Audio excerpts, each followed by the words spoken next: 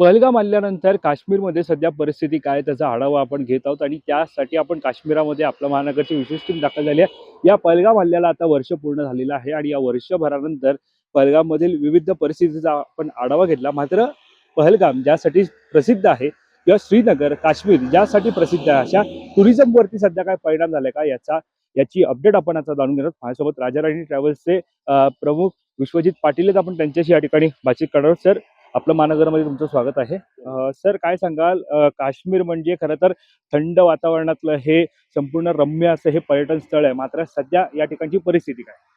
हे बघा, आता भारतामध्ये सर्व ठिकाणून एकदा समर हॉलिडेज उन्हाळा चालू झाला की लोकांचं पहिलं आकर्षण आणि प्रिफर्ड डेस्टिनेशन असतं म्हणजे काश्मीर. कारण वातावरण थंड आहे.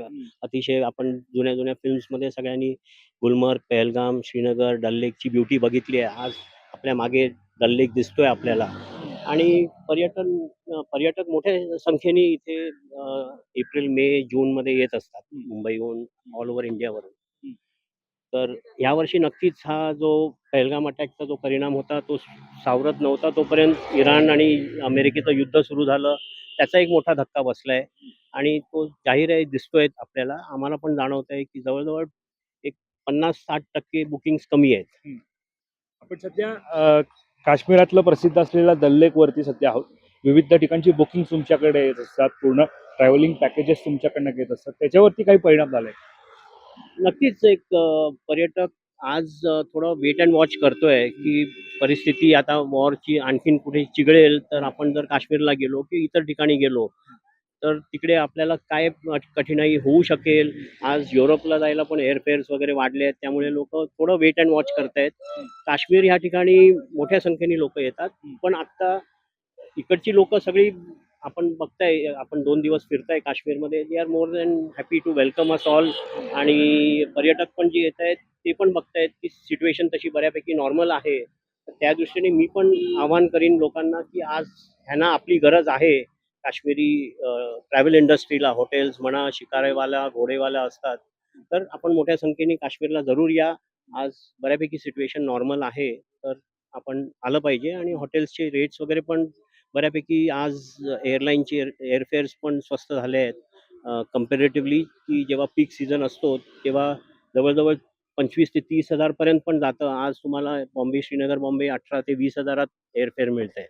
एक शेवटचा प्रश्न सर, साधारणतः ज्यावेळेला पहलगाम हल्ला झाला आणि त्यानंतर किती महिन्यांनंतर टुरिझम सुरू झाला आणि आता सध्या त्याच्या व्यवसायावरती, टुरिझम व्यवसायावरती कशा प्रकारे परिणाम होतो आणि याच्यातून सावरायचं असेल तर काय आव्हान करा?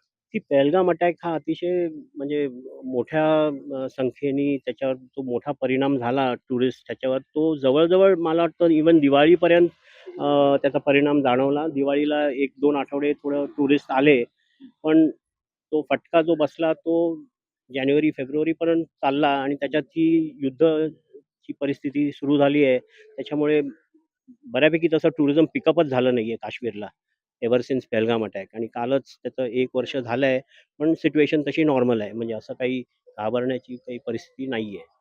नक्की सर, धन्यवाद आमच्याशी बातचीत केल्यासंदर्भात. तर हे होते विश्वजित पाटील ज्यांनी आपल्याशी संवाद साधलेला आहे. साधारणतः आपण पाहतोय की टुरिझमवरती काश्मीरच्या थोडा परिणाम झाल्याचं जाणवत आहे आणि त्यांनी सुद्धा तसं सांगितलं. त्यामुळे आता वर्षपूर्ती त्या हल्ल्यावर झाली, मात्र वर्षपूर्तीनंतर सुद्धा मी ज्या परिसरात आहे उभा ते आहे दल लेक, तुम्ही माझ्या मागे पाहू शकतात. मात्र या दल लेकला सातत्यानं पर्यटकांची मोठी गर्दी ही आपल्याला पाहायला मिळते. मात्र आज ही गर्दी नाहीये आणि त्याच्यासाठी आव्हान हे असे टुरिझम ज्यांच्या कंपन्या त्यांची करत आहेत. दरम्यान या सगळ्यावरती आपल्या लक्ष असतं. त्या संदर्भातली अधिकची माहिती जाणून घेण्यासाठी तुम्ही माय महानगर लाईव्हला सबस्क्राईब करायला विसरू नका. कॅमेरा पर्सन अजय सर, मी वैभव पाटील, पहलगाम.